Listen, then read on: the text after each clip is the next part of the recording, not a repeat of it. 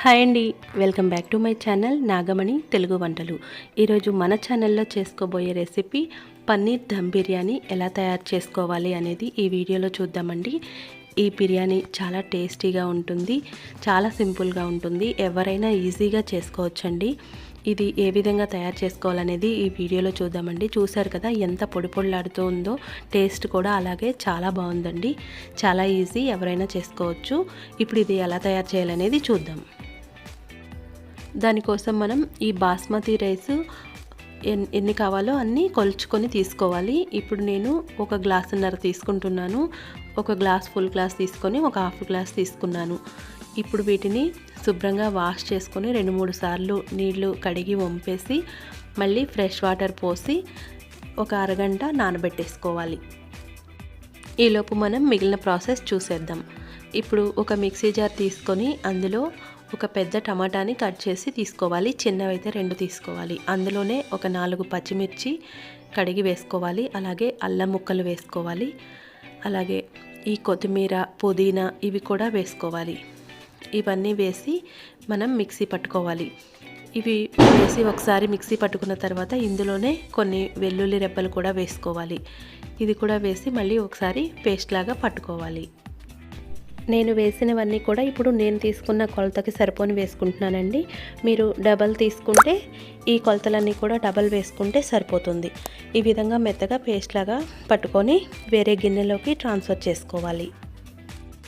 గిన్నెలోకి వేసుకున్న తర్వాత ఒకసారి మొత్తం బాగా కలిసేలాగా మిక్స్ చేసుకొని ఇప్పుడు ఇందులో 1 స్పూన్ కారం, అలాగే 1 స్పూన్ ఉప్పు వేసుకోవాలి. ఒక హాఫ్ టీ స్పూన్ పసుపు వేసుకోవాలి. ధనియాల పొడి 1 స్పూన్ వేసుకోవాలి. అలాగే గరం మసాలా పౌడర్ ఒక హాఫ్ టీ స్పూన్ వేసుకోవాలి. మనకి వేయించిన జీలకర్ర పొడి ఇందులో వేసుకుంటే టేస్ట్ అనేది చాలా బాగుంటుంది. అలాగే బిర్యానీ మసాలా పౌడర్ కూడా వేసుకోవాలి. ఇవన్నీ వేసుకొని మొత్తం బాగా కలిసేలాగా మిక్స్ చేసుకోవాలి. మనకి ఈ వేయించిన జీలకర్ర పొడి వేసుకోవడం వల్ల టేస్ట్ అనేది చాలా చాలా బాగుంటుంది. ఇవన్నీ వేసి బాగా మిక్స్ చేసుకున్న తర్వాత ఇందులో మనం ఈ బిర్యానీ దినుసులు వేసుకోవాలి. చెక్క, లవంగాలు, మరాఠీ మొగ్గ, యాలుకలు ఇవన్నీ కలిపి వేసుకొని అందులో 1 కప్పు పెరుగు వేసుకోవాలి. ఈ పెరుగు కూడా వేసుకొని మొత్తం బాగా కలిసేలాగా మిక్స్ చేసుకోవాలి. ఇప్పుడు దీన్ని పక్కన పెట్టుకొని మనం పన్నీర్ని చిన్న చిన్న ముక్కలుగా కట్ చేసుకోవాలి. మనం ఒక 200 గ్రామ్స్ తీసుకొని ఇందులో మనం బటర్ వేసుకొని వేయించుకుంటే ఈ పన్నీర్ దమ్ బిర్యానీ అనేది చాలా బాగుంటుందండి. ఈ విధంగా ఒకసారి ట్రై చేయండి. మనం బటర్తో వేయించుకోవడం వల్ల పన్నీర్ టేస్ట్ అనేది చాలా చాలా బాగుంటుంది.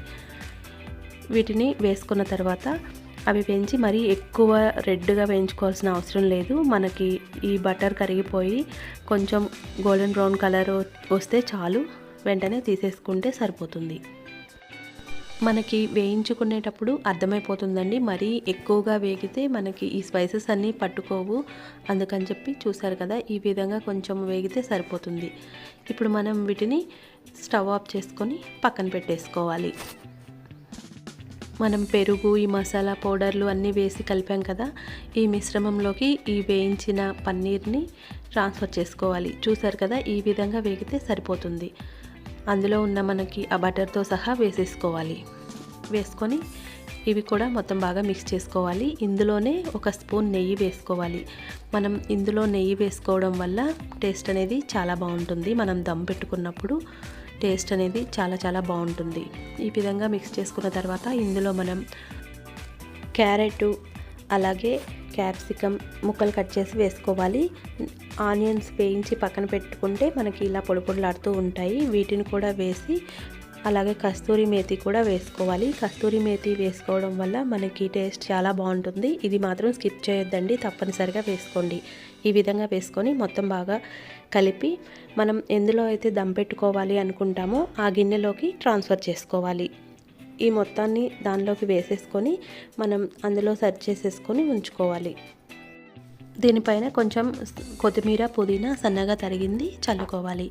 ఇప్పుడు మనం స్టవ్ మీద వేరొక గిన్నె పెట్టుకొని అందులో 3 గ్లాసుల వాటర్ పోసుకోవాలి. మనం రైస్ నానబెట్టి పక్కన పెట్టుకున్నాం కదా, ఇప్పుడు మనం ఆ రైస్ 90% ఉడికించుకోవడానికి 3 గ్లాసుల వాటర్ పోసుకోవాలి.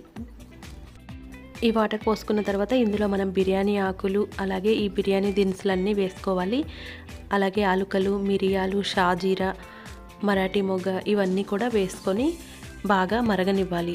ఇందులోనే కొత్తిమీర, పుదీనా కూడా సన్నగా కట్ చేసుకున్నది వేసేసుకోవాలి. మనకి టేస్ట్కి సరిపడినంత సాల్ట్ వేసుకోవాలి. సాల్ట్ ఇప్పుడే వేసుకోవాలి, మనం కర్రీలో వేసాం కదా, అలాగే రైస్కు కూడా సరిపోను వేసుకోవాలి. ఇందులో 1 స్పూన్ నెయ్యి వేసుకొని మొత్తం బాగా కలిసేలాగా కలుపుకొని బాగా మరగనివ్వాలి. మనం ఇందులో నెయ్యి వేసుకోవడం వల్ల మనకి ఈ బిర్యానీ రైస్ అనేది పొడి పొడిలాడుతూ ఉంటుంది, మనకి ఈ బిర్యానీ దమ్ పెట్టుకున్న తర్వాత కూడా. అందుకని కంపల్సరీ ఇందులో వేసుకోవాలి. ఈ విధంగా మరిగేటప్పుడు మనం పక్కన పెట్టుకున్న రైస్ని వాటర్ లేకుండా ఇందులోకి వేసేసుకోవాలి. మొత్తం వేసుకున్న తర్వాత ఒకసారి బాగా కలుపుకోవాలి. మనకి ఇలా ఉడికేటప్పుడు మనం ఒకసారి రైస్ తీసి చెక్ చేసుకోవాలి, ఉడికిందా లేదా అనేది. మనకి ఇంకా ఉడకలేదు, 90% ఉడికితే సరిపోతుంది. మళ్ళీ ఒకసారి చెక్ చేసుకుంటే చూసారు కదా, ఇప్పుడు మన రైస్ అనేది పర్ఫెక్ట్గా ఉడికింది.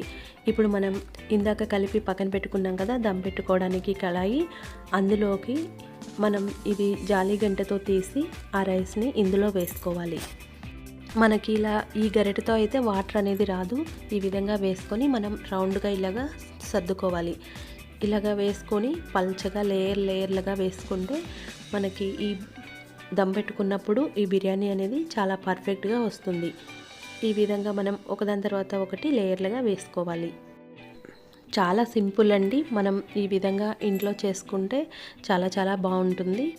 ఈ విధంగా రైస్ మొత్తం కూడా వేసుకోవాలి. మనం ఇందాక ఆనియన్స్ కొన్ని వేయించినవి అందులో వేసుకున్నాం కదా, ఇప్పుడు మిగిలినవి కూడా దీనిపైన చల్లుకోవాలి. ఈ రైస్ మొత్తం వేసుకున్న తర్వాత మనం దమ్ పెట్టుకునే ముందు దాని మీద చల్లుకుంటే టేస్ట్ అనేది చాలా చాలా బాగుంటుందండి. ఈ విధంగా ఆనియన్స్ని పల్చగా చల్లుకోవాలి. రైస్ మనకి ఇలా చేత్తో పట్టుకొని చూస్తే అర్థమైపోతుందండి.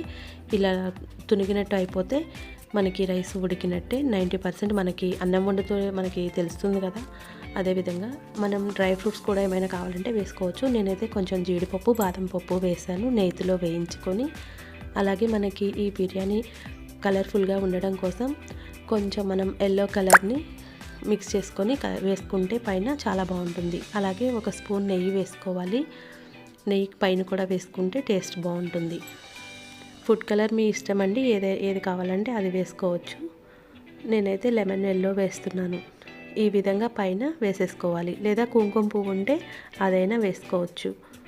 ఈ విధంగా పైన వేసేసుకొని మూత పెట్టేసుకోవాలి.